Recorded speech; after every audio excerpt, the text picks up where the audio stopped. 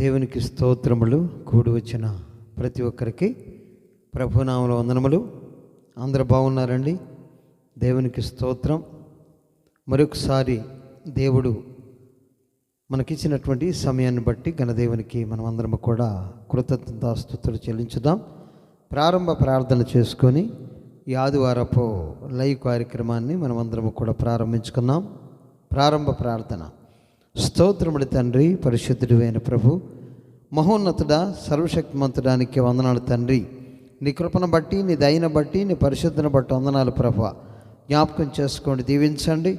పాటల్లో, వాక్యములో, సమస్త విషయాల్లో తోడుగా ఉండమని యేసు నామమున అడిగి వేడుకొనుచున్నాం తండ్రి. Amen, amen, amen. ఒక పాట పాడుకొని దేవుణ్ణి మహింపరుచుకుందాం ప్రియులారా.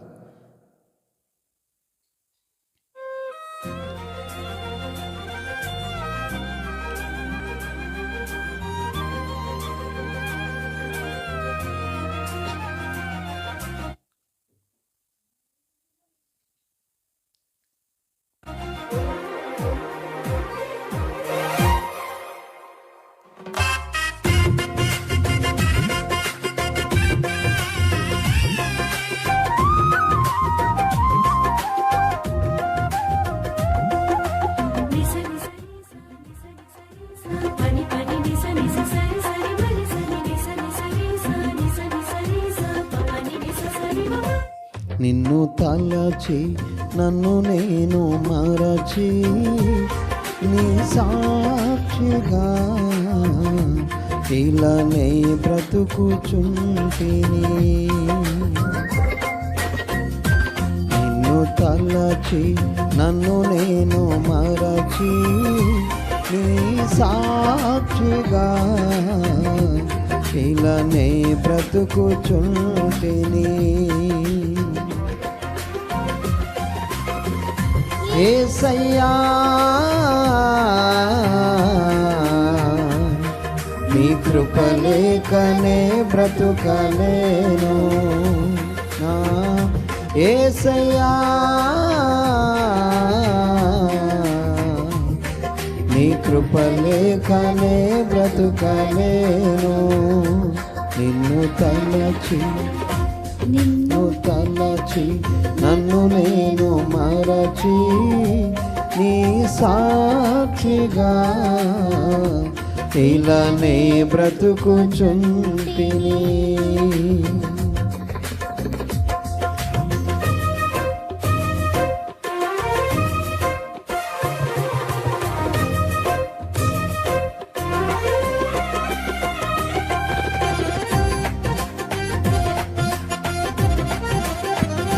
దేవునికి స్తోత్రం.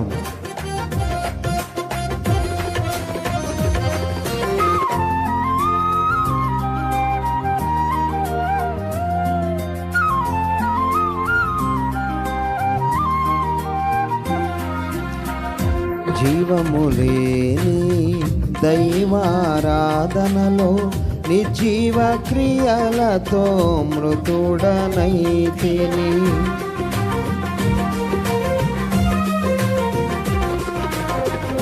జీవము లేని దైవారాధనలో నిర్జీవ క్రియలతో మృతుడనైతిని. జీవాధిపతివై నా జీవితానికి నిత్య జీవము నొసగిన యేసయ్యా. జీవాధిపతివై నా జీవితానికి జీవము నొసగిన యేసయ్యా. నిన్ను తలచి నన్ను నేను మరచి నీ సాక్షిగా ఇలానే బ్రతుకుచుంటిని.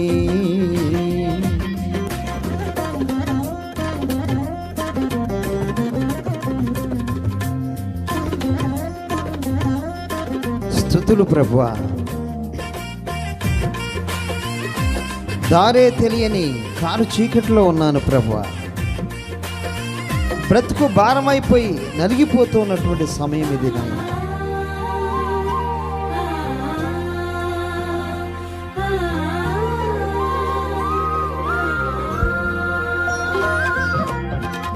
దారే తెలియని కారు చీకటిలో బ్రతుకే భారమై నలిగిపోతిని.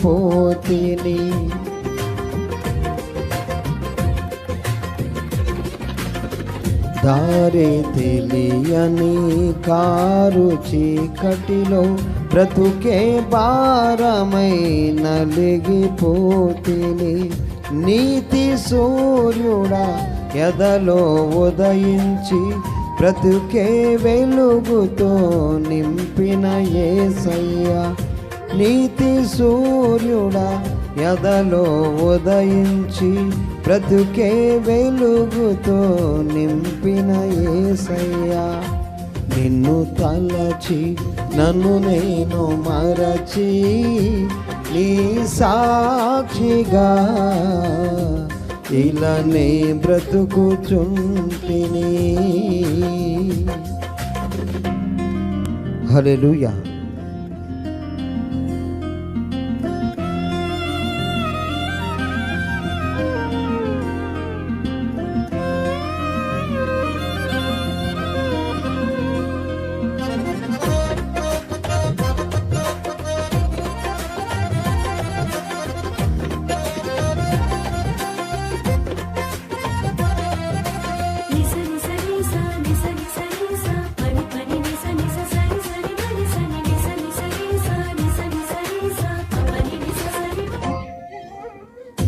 సద్గుణశీలుడా సుగుణాలు చూచి హృదిలో నేను మురిసిపోతిని. అవును ప్రభువా. సద్గుణశీలుడా సుగుణాలు చూచి హృదిలో నేను మురిసిపోతిని. సుగుణాలు నాలో చూచుటకే నీవు సిలువల నాకై నలిగిన యేసయ్యా. సుగుణాలు నాలో చూచుటకే నీవు సిలువలో నాకై నలిగిన యేసయ్యా. నిన్ను తలచి నన్ను నేను మరచి నీ సాక్షిగా ఇలానే బ్రతుకుచుంటిని. నిన్ను తలచి నన్ను నేను మరచి నీ సాక్షిగా ఇలానే బ్రతుకుచుంటిని. యేసయ్యా నీ కృప లేకనే బ్రతుకలేను నా యేసయ్యా. నీ కృప లేకనే బ్రతుకలేను. హల్లెలూయా. దేవునికి స్తోత్రం.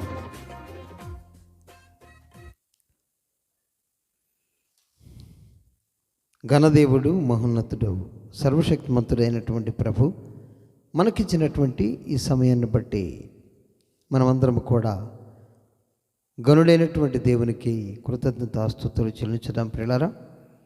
మరి ఈ సమయంలో మనం ముందుగా ప్రకటించుకున్నటువంటి విధంగా నిజమైనటువంటి ద్రాక్షావల్లి, నిజమైన ద్రాక్షావల్లి. ద్రాక్షావల్లి మరి అనంటే ద్రాక్షకి తీగలు ఉంటాయి. జనరల్గా తీగలు ఉంటాయి. ద్రాక్షావల్లి తీగలు. ఈ యొక్క తీగలకి గెలలు, పళ్ళు ఇవన్నీ కూడా కాస్తూ ఉంటాయి. అయితే నిజమైన ద్రాక్షావల్లి అంటే, నిజమైన ద్రాక్షావల్లి ఉందంటే మరి కారు ద్రాక్షాలు కాసేటువంటి ద్రాక్షావల్లులు కూడా ఉన్నాయి అని అర్థం. నిజమైన ద్రాక్షావల్లి అనంటే కారు ద్రాక్షాలు కాసేటువంటి ద్రాక్షావల్లులు కూడా ఉన్నాయి అనేది మనకు స్పష్టంగా దేవుడు చెప్తూ ఉన్నాడు. చూడండి, కీర్తన భాగంలో 80వ అధ్యాయంలో మరి 8వ వచనంలో మనం కొన్ని వచనాలు చదువుకుందాం ప్రియులారా. ఇక్కడ ఐగుప్తులో నుండి ఒక ద్రాక్షావళిని తెచ్చితివి, అన్యజనులను వెళ్ళగొట్టి దాన్ని నాటితివి, దానికి తగిన స్థలము సిద్ధపరిచితివి. దాని వేరు లోతుగా పారి అది దేశమంతటా వ్యాపించెను. దాని నీడ కొండలను కప్పెను. దాని తీగలో దేవుని దేవదారు వృక్షములను ఆవరించెను. దాని తీగలో సముద్రం వరకు వ్యాపించెను. యూఫ్రటీస్ నది వరకు దాని రెమ్మలో వ్యాపించెను. దేవునికి స్తోత్రం. ఇక్కడ నీవు ఐగుప్తులో నుండి ఒక ద్రాక్షావళిని తెచ్చితివి. ఐగుప్తులో ద్రాక్షావల్లి, అక్కడి నుంచి ఐగుప్తులో నుంచి కానాను దేశంలోనికి తన ప్రజలు అయినటువంటి ఇజ్రాయేలీలని నడిపించి వారిని కానాను దేశంలో దేవుడు నాటాడు. ఇజ్రాయేల్ దేశంలో వారిని నాటాడు. అక్కడ అన్యజనులందరినీ కూడా వెళ్ళగొట్టి నాటినట్లుగా మనం చూస్తూ ఉన్నాం. నీవు ఐగుప్తులో నుండి ఒక ద్రాక్షావళిని తెచ్చితివి, అన్యజనులను వెళ్ళగొట్టి దాన్ని నాటితివి.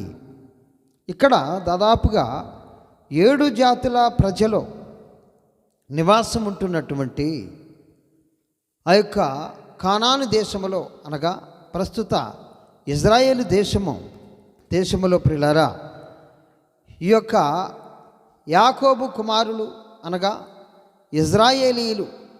ఇజ్రాయేలు కుమారులైనటువంటి 12 గోత్రాల ప్రజలను దేవుడు ఐగుప్తు బానిసత్వంలో నుంచి నడిపించి, ఐగుప్తు కఠిన బాండేజ్లో నుంచి వారిని మరి కానాను దేశంలోకి నడిపించి, మరి వారందరిని కూడా కానాను దేశంలో అనగా ప్రస్తుత ఇజ్రాయేలు దేశంలో వారిని నాటాడు, స్థిరపరిచాడు. దానికి స్థలాన్ని ఏర్పాటు చేశాడు. ఆ యొక్క ఇజ్రాయేలీలు పూర్తిగా నాటబడినట్లుగా, ఆ యొక్క ద్రాక్షావల్లి నాటబడినట్లుగా దాన్ని మరి లోతైనటువంటి మరి దాని యొక్క వేరు లోతుగా పారేటట్లుగా దేవుడు చేశాడు. మరి దాని నీడ కొండలను కప్పినంతగా, దాని తీగలో దేవుని దేవదారు వృక్షములను ఆవరించేంతగా ఎదిగింపచేశాడు. వారిని స్థిరపరిచాడు. వారి మధ్యలోనికి ప్రవక్తలు వచ్చారు. వారి మధ్యలోనికి మరి వివిధ మరి రాజులు వారిని ఏలారు. గొప్ప దేశముగా ప్రపంచవ్యాప్తంగా దేవుని యొక్క నామము ప్రచురమగునట్లుగా ఇజ్రాయేలీ దేశము, యెహోవా దేవుడు వారికి తోడుగా ఉంటాడు, వారు ఘనులు, వాళ్ళ దేవుడు వారిని ఎవరైనా ఏదైనా అంటే ఊరుకోడు అనేటువంటి విధంగా ప్రపంచమంతా కూడా వారి యొక్క మరి వారిని గూర్చినటువంటి సమాచారము దేవుడు ప్రపంచానికి తెలిసేటట్టుగా చేశాడు.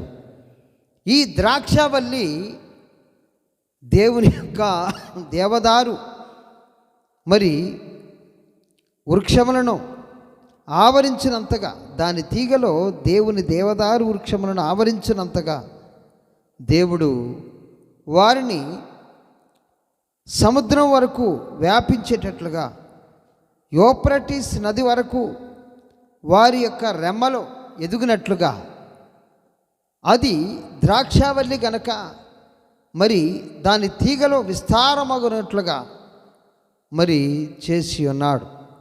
అయితే అయితే ప్రియులారా, ఆ యొక్క ద్రాక్ష మంచి ఫలాలు ఫలించుకుంటే మనము ఇంత కష్టపడి మరి దేవుడు వారికి పగలు మేఘస్తంభములో, రాత్రి అగ్నిస్తంభములో వారందరిని కూడా నడిపించి వారితో దేవుడు కూడా ఉండి వారిని వారి యొక్క శ్రమల నుంచి విడిపించి 40 రోజులు 40 సంవత్సరములు వారిని కాపాడుతూ భీకరమైనటువంటి పులులు, ఘట సర్పములు, మరి వివిధ జంతువులు కలిగినటువంటి, క్రూర మృగములు కలిగినటువంటి కీకరమైనటువంటి అరణ్యములో, గొప్ప అరణ్యములో వారిని నడిపించి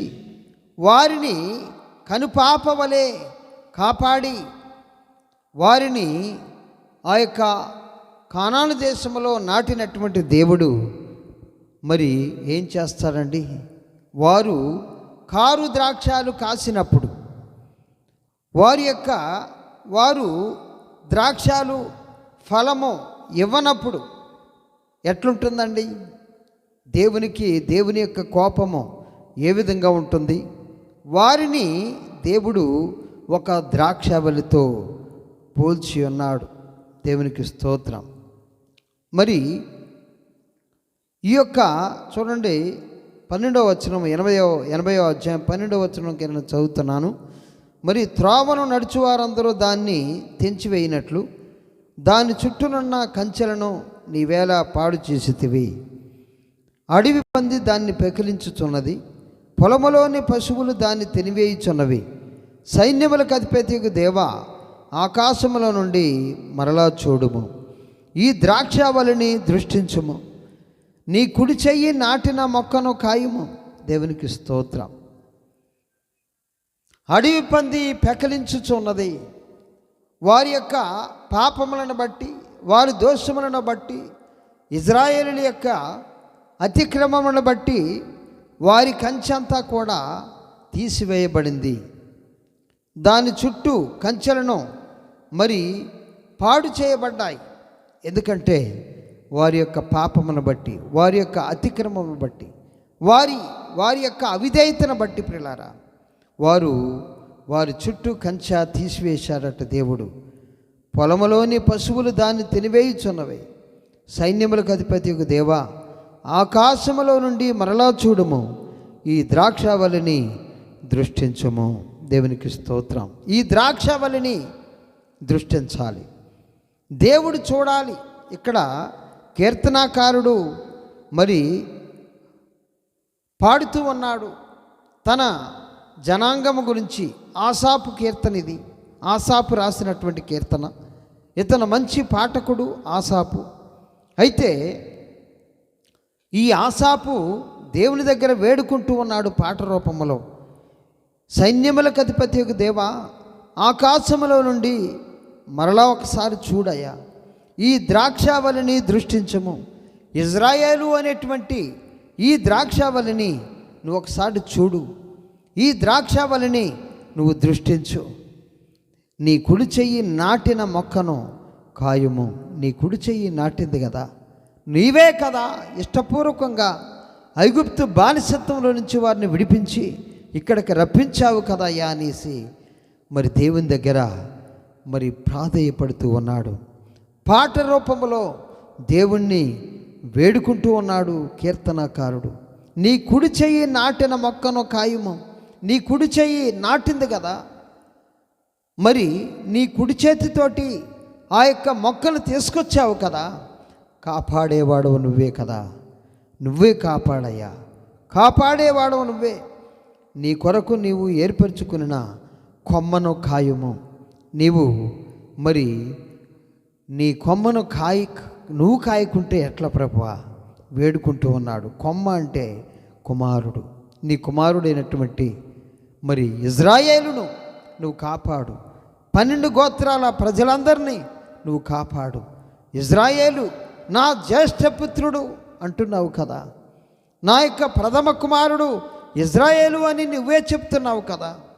మరి నీ కుమారుని నువ్వు కాయవా, నీ కుమారుని నువ్వు కాపాడవా వేడుకుంటూ ఉన్నాడు.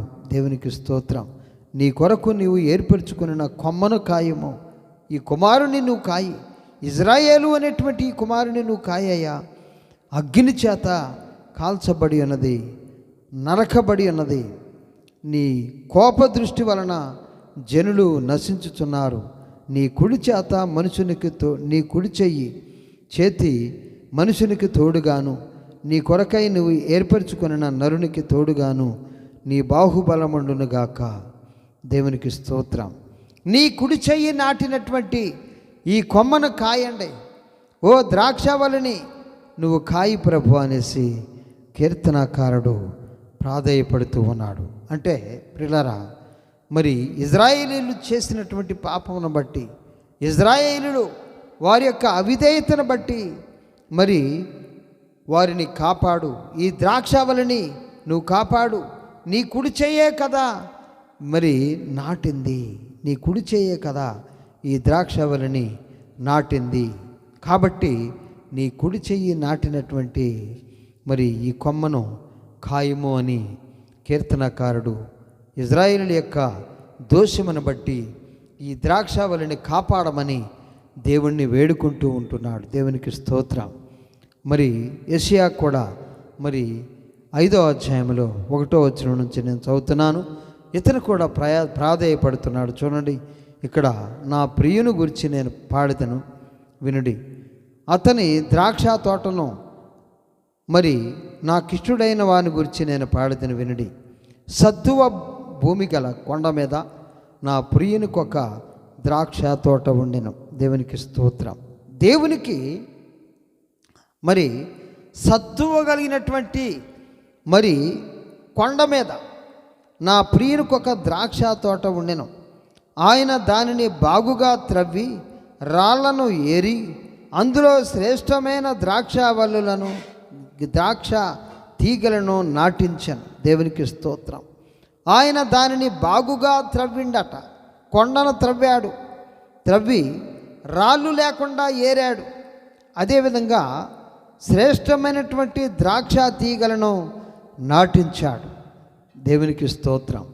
మరి దాని మధ్యను బురుజు కట్టి బురుజు ఒకటి వేయించి ద్రాక్ష తొట్టిని తొలిపించాను. ద్రాక్ష పండ్లు ఫలింపవలేనని ఎదురు చూచుచుండెను. దేవునికి స్తోత్రం. ద్రాక్ష తోట వేసేది పళ్ళు కావాలని, పళ్ళ కోసమే ద్రాక్ష తోటని వేసేది. దేవునికి స్తోత్రం. కానీ అది కారు ద్రాక్షలు కాచెను. దేవునికి స్తోత్రం. మరి కొండ మీద ద్రాక్ష తోట, శ్రేష్టమైనటువంటి సత్తువు కలిగినటువంటి భూమి మీద, మరి ప్రపంచంలోనే సత్తువు కలిగినటువంటి భూమి ఒకటి ఉన్నది, అదే ఇజ్రాయేలు దేశం. దేవునికి స్తోత్రం. ఆ భూమి చాలా సత్తువ కలిగినటువంటి భూమి.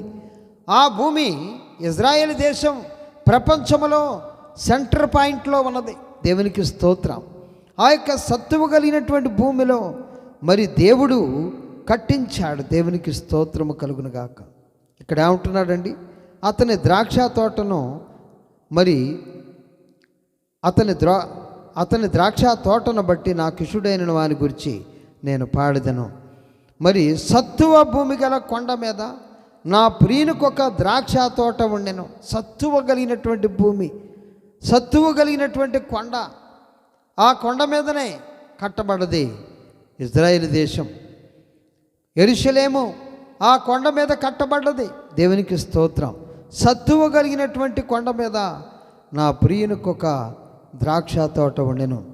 ఆయన దానిని బాగుగా త్రవ్వి రాళ్ళు ఏరి అందులో శ్రేష్టమైనటువంటి ద్రాక్ష తీగలను నాటించాడు. దేవునికి స్తోత్రం. శ్రేష్టమైనదే. నాటబడినప్పుడు అది శ్రేష్టంగా ఉన్నది, నాటినప్పుడు అది శ్రేష్టమైనదే. కానీ దాని మధ్యను బురుజు ఒకటి వేయించి ద్రాక్ష తొట్టిని తొలిపించాను. ద్రాక్ష తొట్టిని కూడా తొలిపించాడట. ద్రాక్ష పండ్లు ఫలింపవలేనని ఎదురు చూచుచుండెను. ఫలించాలి, ఈ తోట మంచిగా ఫలించాలి. ఈ తోట విస్తారమైంది. దేవుని యొక్క ఈ ద్రాక్ష తీగలో దేవుని దేవదారు వృక్షములను తాకునంతగా విస్తారమైపోయింది. ఇది విస్తారమైపోయింది ఈ తోట. కాబట్టి ఈ తోటలో నుంచి ఆయన ఆశిస్తున్నాడు. ఏమి ఆశిస్తున్నాడంటే ఫలాలు, ద్రాక్ష పళ్ళు, ద్రాక్ష రసము కావాలి, ద్రాక్షాలు ఫలించాలి అని దేవుడు కోరుకుంటున్నాడు. ఒక ద్రాక్షవల్లిగా ఇజ్రాయేలుని దేవుడు పోలుస్తూ ఉన్నాడు. ద్రాక్షవల్లి అంటున్నాడు ఇజ్రాయేలు జనాంగాన్ని. ఇప్పుడు జనాంగము, ఇప్పుడు ఓ సంగముగా ఉన్నటువంటి, ఓ ద్రాక్షవల్లిగా ఉన్నటువంటి ఓ ప్రియమైనటువంటి సంగమా, నీవు ఎలాంటి ఫలాలు ఫలిస్తున్నావు? ఇక్కడ దేవుడు దేవదారు వృక్షములను, మరి దేవుని యొక్క దేవదారు వృక్షములను ప్రాకునంతగా తీగలో వచ్చినటువంటి ద్రాక్షవల్లిని దేవుడు చూస్తున్నాడు, విస్తరింపజేశాడు, ఫలింపజేస్తూ ఉన్నాడు. దేవుడు ఆ యొక్క తీగలు విస్తరించాయి, కానీ దాన్ని మరి కొండ మీద కట్టాడు. మంచి సత్తువు కలిగినటువంటి భూమి, ఎరువు కలిగినటువంటి భూమి, మంచిగా పంటలు పండేటువంటి భూమి, నీరు పుష్కలంగా ఉన్నటువంటి భూమిలో మరి దాన్ని శ్రేష్టమైనటువంటి ద్రాక్షవల్లిగా ఆయన నాటాడు. అది శ్రేష్టమైనదే, భూమి శ్రేష్టమైనదే. ఆ యొక్క భూమిలో మంచి మంచి సత్తువ ఉన్నది. భూమి శ్రేష్టమైనదే, నీరు శ్రేష్టమైనదే. మరి తేడా ఎక్కడ కనబడుతూ ఉన్నది? అది నాటబడ్డప్పుడు అది శ్రేష్టమైనటువంటి ద్రాక్షవల్లిగానే ఉన్నది. కానీ ప్రియులారా, మనం ఇక్కడ చూసినట్లయితే అది కారు ద్రాక్షాలు కాచిందట. అట్లా కాయటానికి వీల్లేదు కదా. ఆ యొక్క ద్రాక్ష మరి మంచి శ్రేష్టమైనటువంటి ద్రాక్ష అనే కదా. ఎందుకు కారు ద్రాక్షాలు కాచింది? ఎందుకు ఈ జనాంగము కారు ద్రాక్షాలని మంచి ఫలాలను ఫలించకుండా కారు ద్రాక్షాలను ఎందుకు ఫలిస్తున్నారు? వారి యొక్క చెడ్డ క్రియలను బట్టి దేవుని కోపము విస్తరించిపోతూ ఉన్నది. దేవునికి స్తోత్రం. కాబట్టి ప్రియ సంగమా, ఓ ద్రాక్షవల్లిగా ఉన్నటువంటి ప్రియమైనటువంటి సంగమా, నువ్వు ఎలాంటి ఫలాలు ఫలిస్తున్నావు? నీ ఫలము ఏ విధంగా ఉన్నది? నీ ఫలము ఏ విధంగా ఫలిస్తున్నావు? ఎలాంటి ఫలమును నువ్వు ఇస్తున్నావు? కారు ద్రాక్షాలనా, మంచి ద్రాక్షాలనా, లేకుంటే తీయటి మంచి ద్రాక్షాలను ఫలిస్తున్నావా, లేకుంటే కారిపోయేటువంటి ద్రాక్షాలను ఫలిస్తున్నావా? ఈరోజు సంఘ బిడ్డలు, ఒక విశ్వాసి ఆలోచన చేయాలి. శ్రేష్టమైనటువంటి ద్రాక్షవల్లిగా నేను నిన్ను నాటాను కదా, నువ్వెందుకు కారు ద్రాక్షాలు కాస్తున్నావు? నువ్వెందుకు? నేను ద్రాక్ష తొట్టిని తొలిపించాను, బురుజు కట్టించి ద్రాక్ష తొట్టిని తొలిపించాను. ద్రాక్ష ఆ యొక్క ద్రాక్షాలు, మంచి ద్రాక్షాలు కాయాలని నేను చూస్తున్నాను. కానీ మీరు కారు ద్రాక్షాలు, పనికి మారినటువంటి ద్రాక్షాలు, తినటానికి పనికొచ్చేటువంటి ద్రాక్షాలుగా మీరుంటలేదు.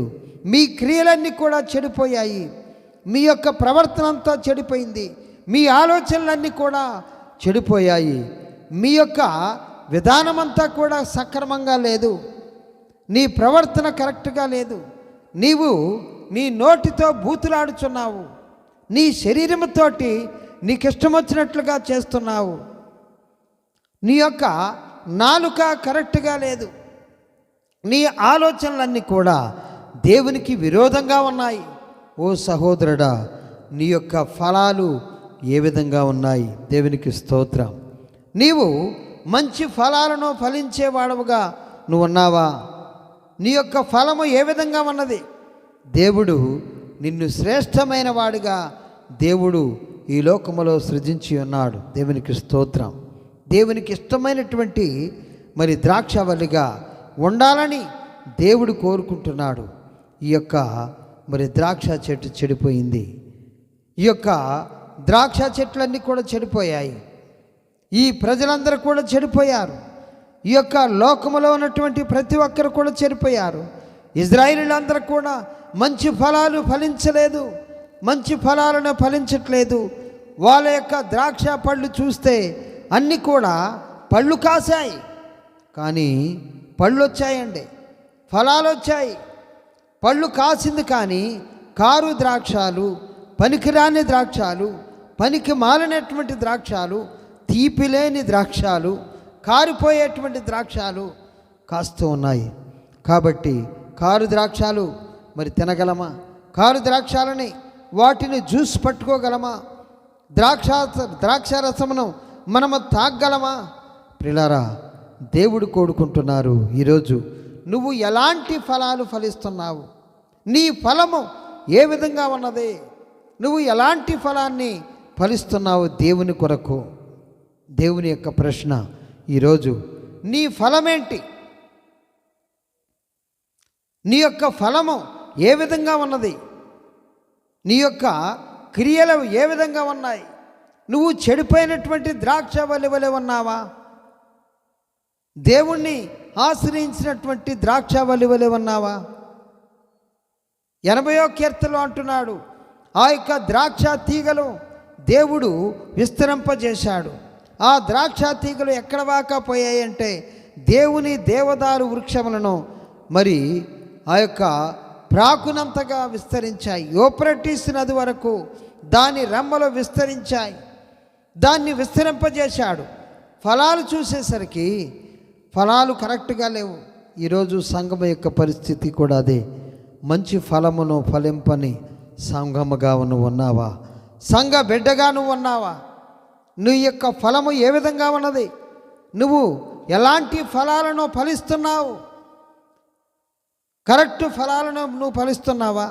మంచి ఫలాలను నువ్వు ఫలిస్తున్నావా? అయితే ఇప్పుడు దేవుని వాక్యం నీతో నాతో మనందరితో హెచ్చరిక చేస్తుంది. ఒకసారి విను. అయితే ప్రియులారా, మనమందరం కూడా మరి కారు ద్రాక్షాలు కాసేటువంటి మరి ద్రాక్షావళులుగా మనమున్నాం. అందుకోసమే దేవుడు తన కుమారుడైనటువంటి యేసుక్రీస్తుని ఈ లోకంలోకి పంపించాడు. ప్రపంచమంతా చెడిపోయింది.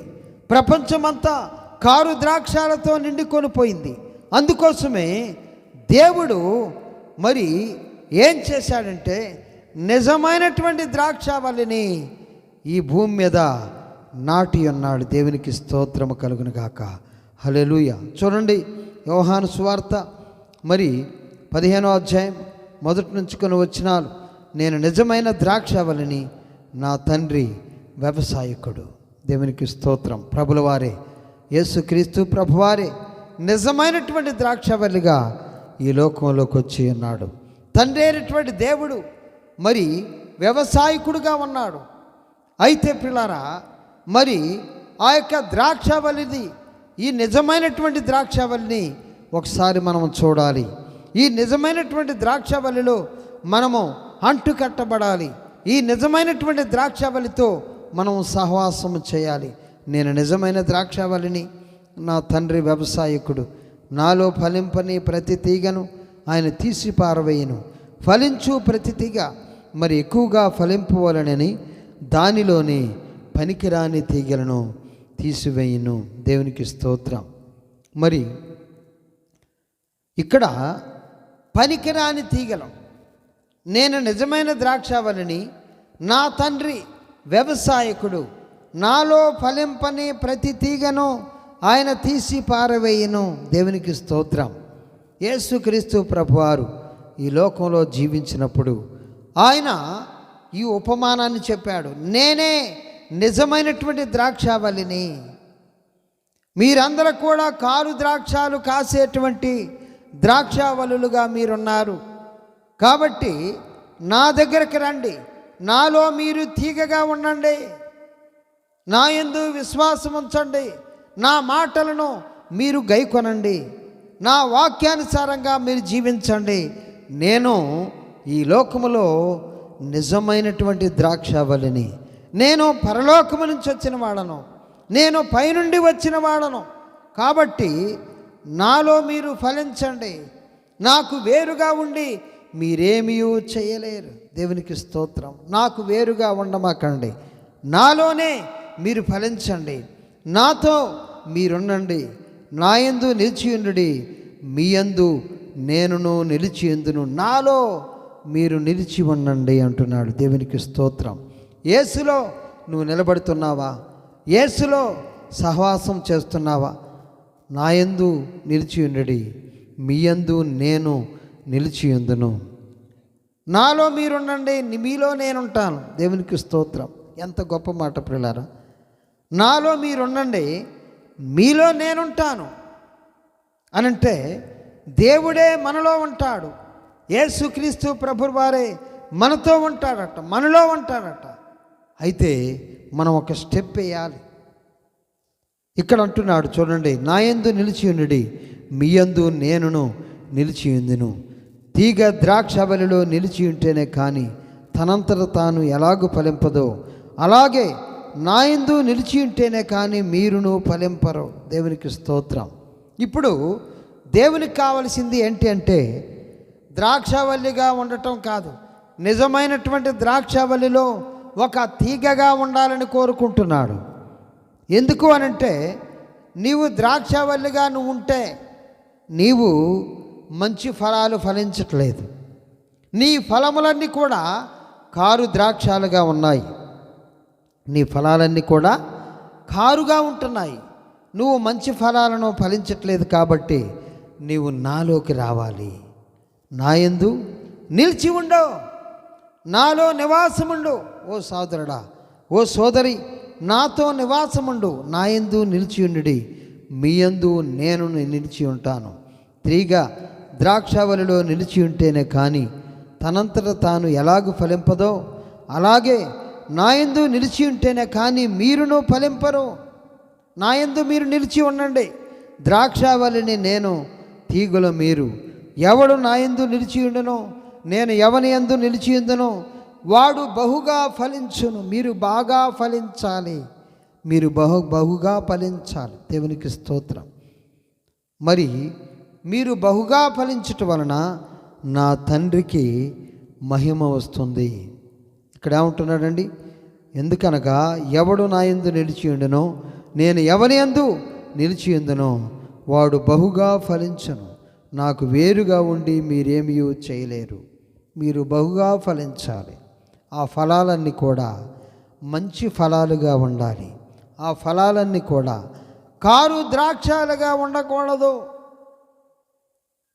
నాలో ఉంటేనే కారు ద్రాక్షాలు ఉండవు, నాలో ఉంటేనే మంచి ఫలాలను ఫలించగలరు.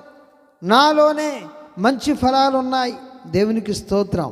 ఎవడైనను నాయందు నిలిచి ఉండని ఎడల వాడు తీగ వలె బయట పారవేయబడి అగ్నిలో వేయబడను, అది కాలిపోవును. దేవునికి స్తోత్రం. వేరుగా ఉంటే, యేసుక్రీస్తు ప్రభువారికి వేరుగా ఉంటే ఆ యొక్క ద్రాక్ష తీగ అది ఫలించినా కానీ మంచి ఫలాలు కాదు, అది ఎండిపోద్ది. దాన్ని అగ్నిలో వేస్తారట, అగ్ని గుండములో వేయబడతారు అని చెప్పి వాక్య భాగంలో దేవుడు సెలవిస్తున్నాడు. మరి చూడండి, నా యందు మీరును, మీ యందు నా మాటలను నిలిచి ఉండిన యెడల మీకేది ఇష్టమో అడుగుడి, అది మీకు దొరుకును. దేవునికి ఇష్టం మీకు అనుగ్రహించబడును. మీరు బహుగా ఫలించుట వలన నా తండ్రి మహిమపరచబడును. ఇందువలన మీరు నా శిష్యులు అవుతారు. దేవునికి స్తోత్రం. మొట్టమొదటి స్టెప్, మీరు బహుగా ఫలించితే, మీరు మంచి ఫలాలను ఇస్తే, మీరు కారు ద్రాక్షాలు మీ యొక్క ద్రాక్షవల్లిలో కాయకుండా ఉండాలంటే నాలో మీరు తీగగా ఉండండి, నాలో మీరు అంటుకట్టబడండి. అప్పుడు మీరు బహుగా ఫలిస్తారు. వ్యవసాయకుడైనటువంటి దేవుడు నీవు నాలో అంటుకట్టబడితే నువ్వు బహుగా ఫలించాలని మరి ఆయన నీలో పనికిరాని వాటిని తీసివేస్తాడు. దేవునికి స్తోత్రం. నీలో పనికిరాని వాటిని పనికి మాలిన తీగలను తీసివేస్తాడు. ఈరోజు ఓ సంగమా నీవు అడుగుతున్నావా? ఓ ప్రియుడా నువ్వు అడుగుతున్నావా? ఓ సహోదరి నువ్వు అడుగుతున్నావా? నాలో పనికి మాలిన తీగలను తీసివేయి ప్రభా. నాలో నీకు అసహ్యాన్ని పుట్టించేదాన్ని నాలో నుంచి తీసివేయి. నీకు ఆయాసాన్ని పుట్టించేదాన్ని నాలో నుంచి తీసివేయవా ప్రభా. నీకు ఆయాసము నేను ఎట్లా కలగజేస్తున్నానో నాకు తెలియదు, అది నీవు ఎరుగుదువు గనక నీకు ఆయాసాన్ని పుట్టించేదాన్ని నాలో నుంచి తీసివేయి నాయనా అని నువ్వు అడగగలుగుతున్నావా? ఓ సహోదరుడి, ఓ సహోదరి, ఓ సహోదరుడా, ఈ సమయంలో దేవుని వాక్యం నీతో నాతో హెచ్చరిక చేస్తుంది. నీవు ఎలాంటి ఫలాలు ఫలిస్తున్నావు? ఏదో జీవిస్తున్నాములేండి, మాకు మరి ఇల్లున్నది, మాకు మరి వస్త్రం ఉన్నది, మాకు భోజనం ఉన్నది, ఈ లోకంలో జీవించడానికి అన్ని సదుపాయాలు ఉన్నాయి, పర్వాలేదు మేము జీవిస్తున్నాం. ఎట్లా జీవిస్తున్నావు? నీవు ఈ యొక్క ద్రాక్షావళిలో యేసు అనేటువంటి ద్రాక్షావళితోటి నువ్వు అంటుకట్టబడకుంటే, ఈ యేసు అనేటువంటి ద్రాక్షావళితో నీవు పెనవేసుకొని పోకుండా ఉంటే, ఆ ద్రాక్షావళితో ఆ తీగగా నువ్వు ఉండకుంటే, నీవు ఏమి ఫలించినా కానీ ఆ ఫలమంతా కూడా కారు ద్రాక్షగా ఉంటుంది. ఆయనతో అంటుకట్టబడాలి, ఆయనతో నువ్వు నివాసం ఉండాలి, ఆయన నీలో నివాసం ఉంటాడు. దేవునికి స్తోత్రం. నా యందు మీరును మీ యందు నా మాటలను నిలిచి ఉన్న ఎడల మీకేది ఇష్టమో అడుగుడి, అది మీకు అనుగ్రహించబడును అని చెప్పి వాక్య భాగంలో దేవుడు సెలవిస్తున్నాడు. ప్రియులారా, ఈరోజు నీ యొక్క పరిస్థితి ఏ విధంగా ఉన్నది?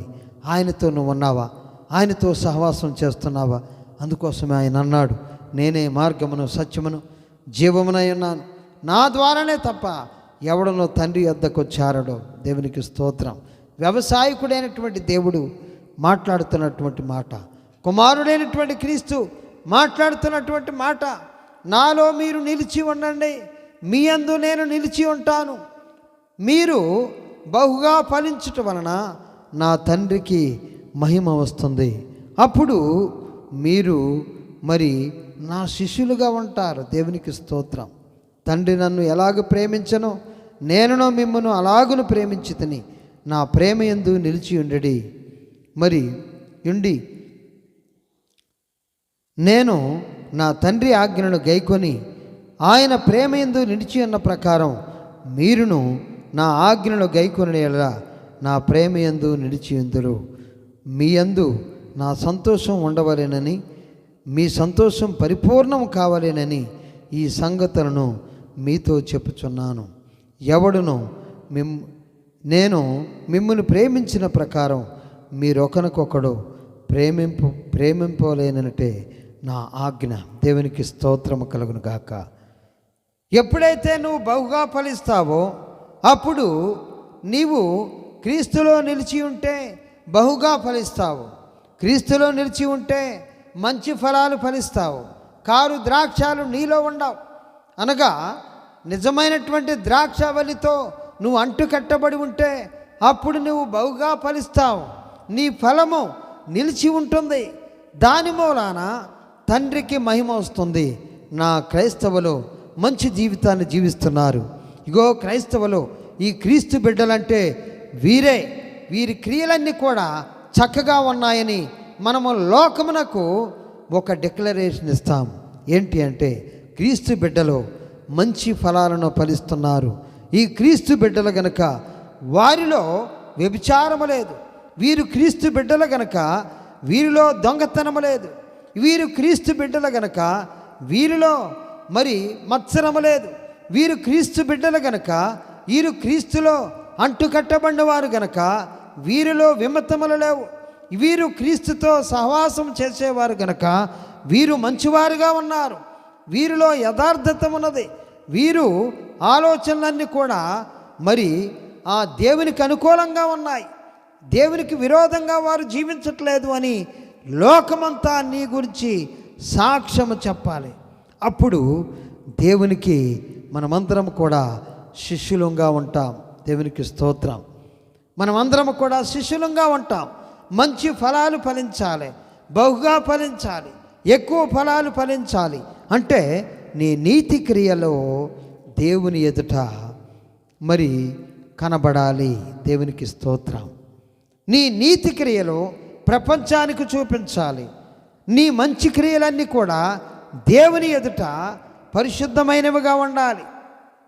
మరి లోకమునకు దేవునికి నీవు దేవుని ఎదుట నీతిమంతుడుగా కనబడాలి, లోకము ఎదుట నీతిమంతుడుగా కనబడాలి. అందుకోసమే నువ్వు నాతో అంటుకట్టబడాలి, నీవు నాలో నువ్వు తీగగా ఉండాలి అంటున్నాడు.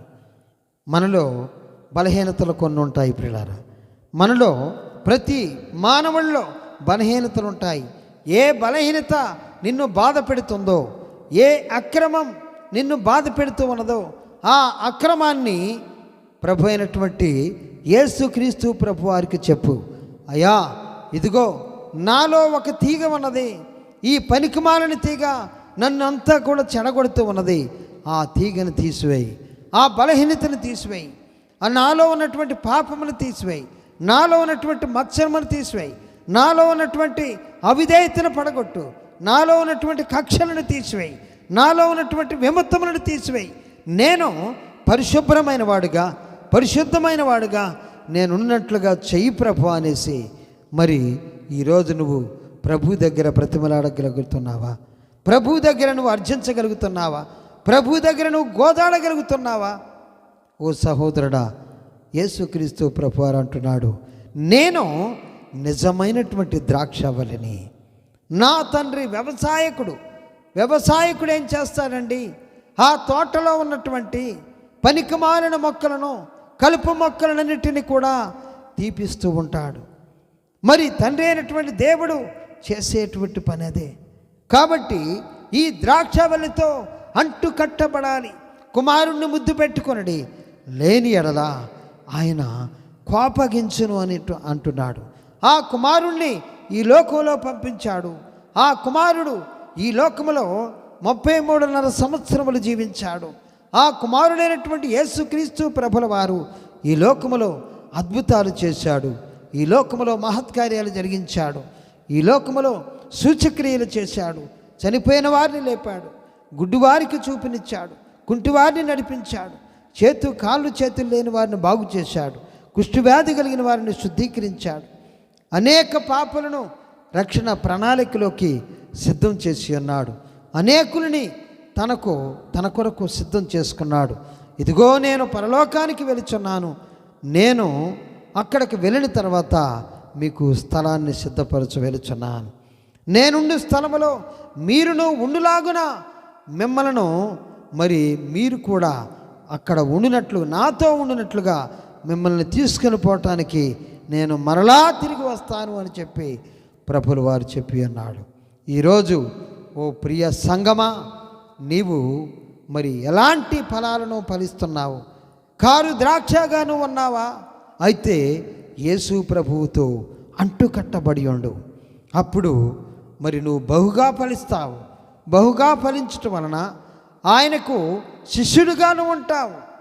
నువ్వు బహుగా ఫలిస్తే, మంచి ద్రాక్షాలను ఫలిస్తే ఆయనకి శిష్యుడిగా ఉంటావు. ఆయన ఆజ్ఞలను గైకొని ఆయన మరి మనల్ని ప్రేమించిన ప్రకారము మనమందరము కూడా ఈ లోకములో ఒకరినొకరు ప్రేమించుకుంటూ, నీ సహోదరుని ప్రేమించుకుంటూ నువ్వు ఉన్నప్పుడు ప్రియులారా ఆయనకి స్నేహితులుగా ఉంటాము. దేవునికి స్తోత్రం. స్నేహితుడు అనగానే మనకెవరు గుర్తొస్తారండి? ఎవరు గుర్తొస్తారు? అబ్రహాము దేవునికి స్నేహితుడిగా ఉన్నాడు. అబ్రహాము దేవునికి మరి ఇష్టమైన వాడుగా ఉన్నాడు. అబ్రహాము దేవునికి ప్రీతికరమైన వాడుగా ఉన్నాడు. దేవునికి ఇష్టమైన వాడుగా మనకు కనబడుతూ ఉన్నాడు అబ్రహాం. కాబట్టి ఈ అబ్రహాముకి మరి దేవుడు ఏదీ దాచిపెట్టలేదు. దేవునికి స్తోత్రం. ఆ దేవుడే మరి ఒక మాట అంటున్నాడు, అబ్రహాముతో నేనేదైనా మరి దాచెదనా. దేవునికి స్తోత్రం. నేను చేయబోయే కార్యమును అబ్రహామునికి దాచెదనా. ఆదికాండము 18వ అధ్యాయం 17వ వచనములో మనం చూసినట్లయితే మరి చూడండి, ఆ మాట నేను చదువుతున్నాను. అప్పుడు యెహోవా, నేను చేయబో కార్యము అబ్రహామునకు దాచెదనా. అబ్రహాము నిశ్చయముగా బలముగల గొప్ప జనమగను, అతని మూలముగా భూమిలోని సమస్త జనములను ఆశీర్వదించబడును. ఎట్లనగా యెహోవా అబ్రహామును గూర్చి చెప్పినది అతనికి కలుగజేయునట్లు తన తర్వాత తన పిల్లలను తన ఇంటివారును నీతి న్యాయములు జరిగించుచు యెహోవా మార్గమును గైకొనుటకు అతడు వారికి ఆజ్ఞాపించినట్లు నేను అతనిని ఎరిగి ఉన్నాను. నేను చేయబోయే కార్యమును అబ్రహామునకు దాచెదనా. ఇది దేవునితో సహవాసము కలిగిన వాడు. స్నేహితులు అనగానే ఏం చెప్తారండి? స్నేహితులు అంటే దాపరికాలు ఉండవు. స్నేహితుల మధ్యలో దాపరికాలు ఉండవు. శిష్యునికి యజమానునికి దాపరికాలు ఉంటాయి కదండి. శిష్యుడు మరి గురువు దగ్గర ఎప్పుడు కింద కూర్చొని ఉంటాడు. గురువుకి మరి ఒక స్టెప్ పైన ఉండడం శిష్యుడు. శిష్యుడంటే శిష్యుడే, గురువు అంటే గురువే. కానీ ఎప్పుడైతే మనము ఈ లోకములో అందరినీ ప్రేమించగలమో, ఎప్పుడైతే మనము అందరినీ సహోదరులను ప్రేమించగలమో, మన పొరుగువారిని ప్రేమించగలమో, మన శత్రువులను ప్రేమించగలమో, అప్పుడు దేవునికి స్నేహితులుగా ఉంటామట. దేవునికి స్తోత్రం. మనము మొట్టమొదట ఆ యొక్క నిజమైనటువంటి ద్రాక్షావల్లి అయినటువంటి యేసు ప్రభువుతో అంటుకట్టబడాలి. యేసు ప్రభువులో ఒక తీగగా ఉండాలి. అప్పుడు ఆయనలో మనము తీగగా ఉన్నప్పుడు, ఆయనలో మనము అంటుకట్టబడ్డప్పుడు, ఆయనతో మనము సహవాసం చేస్తూ ఉంటే ఆయన మనలో ఉంటాడు, మనము ఆయనలో ఉంటాం. ఆయన మనలో ఉండటం మూలాన మనకి మేలు జరిగిద్ది. ఆయన మహిమతో ఉంటాడు గనక ఆయన మహిమ మన శరీరమును ఆవరించిద్ది. ఆయన మహిమ మన శరీరాన్ని ఆవరించినప్పుడు ప్రియులారా, మనమందరము కూడా మట్టిలో మహిమను ధరించిన వారముగా ఉంటాము. దేవునికి స్తోత్రం. మట్టిలో మహిమను ధరించిన వారముగా ఉంటాము. ఆయన మహిమ శరీరము గనక మనమందరము కూడా మట్టివారము గనక ఈ మట్టి శరీరము మహిమను ధరించినదిగా ఉంటుంది కనుక మనమందరము కూడా మార్పు చెందుతాము. అప్పుడు మనము దేవునికి శిష్యులంగా ఉంటాం, బహుగా ఫలిస్తాం. ఎందుకంటే నిజమైన ద్రాక్షావల్లిలో మనము తీగగా ఉన్నాము గనక బహుగా ఫలిస్తాము, మంచి క్రియలు చేస్తాము, నీతి క్రియలు చేస్తాము గనక ఎక్కువగా ఫలిస్తాము. దేవునికి స్తోత్రం. మనము బహుగా ఫలించటం వలన తండ్రికి మహిమ వస్తుంది. జనులందరూ మనల్ని చూసి వీరురా క్రైస్తవులంటే, వీరురా దేవుని బిడ్డలంటే అని మన గురించి జనులందరూ కూడా చెప్పుకుంటారు. వీరు నిజమైనటువంటి క్రైస్తవులంటే వీరే అని చెప్పుకుంటారు. కాబట్టి ప్రియులారా, అప్పుడు దేవునికి మహిమ వస్తుంది. కాబట్టి మనము దేవునికి అనగా క్రీస్తుకు శిష్యులంగా ఉంటాం. ఆ తర్వాత స్టెప్ మనం చూసినట్లయితే ప్రియులారా, మనము ఒకరినొకరు ప్రేమించుకోవాలి. క్రీస్తు మనల్ని ప్రేమించాడు, తన ప్రాణం పెట్టాడు, మన కోసం కొట్టబడ్డాడు, మన కోసం చీల్చబడ్డాడు, మన కోసం ఆయన రక్తమంతా కార్చాడు, ఆయన శరీరం అంతా చీల్చబడ్డది, ఆయన రక్తమంతా కార్చబడ్డది. కాబట్టి ఆయన కొట్టబడి చీల్చబడి మన కోసం ప్రాణం పెట్టాడు. నిజమైనటువంటి స్నేహితుడు మన కోసం ప్రాణం పెడతాడు. ఆయన ప్రాణం పెట్టాడు. దేవునికి స్తోత్రం. మన పాపముల కోసం మన కోసం ఆయన మరణించాడు, మనల్ని బ్రతికించాడు. ఆయన చనిపోయాడు. ఆయన మరణము ఆయన్ని బంధించి ఉంచుట, అసాధ్యము గనక దేవుడు మరణ వేదనలు తొలగించి ఆయన్ని తిరిగి లేపాడు. దేవునికి స్తోత్రం. కాబట్టి ఆయన మరి మనల్ని ప్రేమించాడు. మొట్టమొదట ఆయన ఆజ్ఞాపిస్తున్నాడు మనందరితోటి ఏమనంటే, మీరు ఒకరినొకరు ప్రేమించుకోండి. మొట్టమొదట ఆజ్ఞ ఏంటో తెలుసండి? దేవుణ్ణి ప్రేమించాలి. రెండవ ఆజ్ఞ, నిన్ను వలె నీ పొరుగువాడిని ప్రేమించాలి. ప్రవక్తలు, ధర్మశాస్త్రం అంతా కూడా ఈ రెండు ఆజ్ఞలలో ఇమిడి ఉన్నది. దేవునికి స్తోత్రం. దేవుణ్ణి ప్రేమించాలి, దేవునికి ప్రథమ స్థానం ఇవ్వాలి. ప్రతి మానవుడు, ఈ లోకములో జీవించే ప్రతి మానవుడు దేవునికి ప్రథమ స్థానం ఇవ్వాలి. రెండవ ఆజ్ఞ, ఈ లోకములో ఉన్నటువంటి ప్రతి మానవుడిని ప్రేమించాలి. దేవునికి స్తోత్రం. ఒకరినొకరు ప్రేమించుకుంటూ ఉండాలి. మనం ఒకరినొకరు ప్రేమించుకుంటూ ఉన్నప్పుడు పిల్లారా, ఒకరినొకరు ఆదరించుకుంటూ ఉన్నప్పుడు, అందరము కలిసిమెలిసి జీవిస్తూ ఉన్నప్పుడు దేవుడు మనలో ఉంటాడు. అప్పుడు మనము దేవునికి స్నేహితులుగా ఉంటాము. దేవునికి స్తోత్రం. నువ్వు దేవుని స్నేహాన్ని కోరుకోవాలి అంటే, దేవునికి స్నేహితుడిగాను ఉండాలంటే నీ సహోదరుని ప్రేమించమని యేసుక్రీస్తు ప్రభువారు చెప్తూ ఉన్నాడు. ఆయన ద్రాక్షవల్లి గనక ఆయనలోనే సమస్తం ఉన్నది. ఆయనే దైవత్వం యొక్క సర్వ పరిపూర్ణత క్రీస్తులో నిగూఢమై ఉన్నది. సహోదరుడా, దైవత్వం యొక్క సర్వ పరిపూర్ణత క్రీస్తులో నిగూఢమై ఉన్నది. దైవ లక్షణాలన్నీ కూడా క్రీస్తులోనే ఉన్నాయి. ఆయనలో మహిమ ఉన్నది, ఆయనలో మరి సహవాసం ఉన్నది, ఆయనలో మరి దేవుని యొక్క పరిపూర్ణత అంతా కూడా ఆయనలోనే ఉన్నది. కాబట్టి పిల్లారా, ఈ సమయంలో దేవుని వాక్యం నీతో నాతో మనందరితో హెచ్చరిక చేస్తుంది. ఏమనంటే, మరి బుద్ధి జ్ఞానముల సర్వ సంపదలో యేసుక్రీస్తులో ఉన్నాయి గనక, దైవత్వం యొక్క సర్వ పరిపూర్ణత క్రీస్తులో నిగూఢమై ఉంది గనక, ఈరోజు దేవుని వాక్యం నీతో నాతో మనందరితో హెచ్చరిక చేస్తుంది. ఏమనంటే, క్రీస్తు నీ కొరకు నా కొరకు మరణించి ఉన్నాడు, నీ కొరకు నా కొరకు కొట్టబడి ఉన్నాడు, నీ కొరకు నా కొరకు ఆయన చనిపోయి సమాధి చేయబడి తిరిగి లేచి సజీవుడిగా ఉండి ఆయన జీవిస్తున్నాడు. కనుక దేవునికి స్నేహితుడిగా నువ్వు పిలవబడాలి అంటే దేవుని వాక్యం సెలవిస్తూ ఉన్నది. ఏమనంటే ప్రియులారా, ఆయనలో నువ్వు తీగగా ఉండు, యేసుక్రీస్తులో తీగగా నువ్వు ఉండు. అప్పుడు బహుగా ఫలిస్తావు, దేవునికి మహిమ వస్తుంది. అప్పుడు యేసుక్రీస్తు శిష్యుడిగా ఉంటావు. ఆయన మనలందరిని కూడా ప్రేమించి మన పాపముల కోసం మరణించి ఆయన ప్రాణం పెట్టాడు గనక, మనలందరిని కూడా ప్రేమించాడు గనక, మనమందరం కూడా ఒకరినొకరు ప్రేమించుకుంటే అప్పుడు దేవునికి స్నేహితులంగా ఉంటాం. అలాంటి కృప దేవుడు నీకు నాకు మనందరికి అనుగ్రహించునుగాక. ఆమేన్, ఆమేన్, ఆమేన్. అందరం కలిసి ప్రార్థన చేసుకుందాం. ప్రియులారా, మనమందరం కూడా దేవుని వైపు చూద్దాం, ప్రార్థన చేసుకుందాం.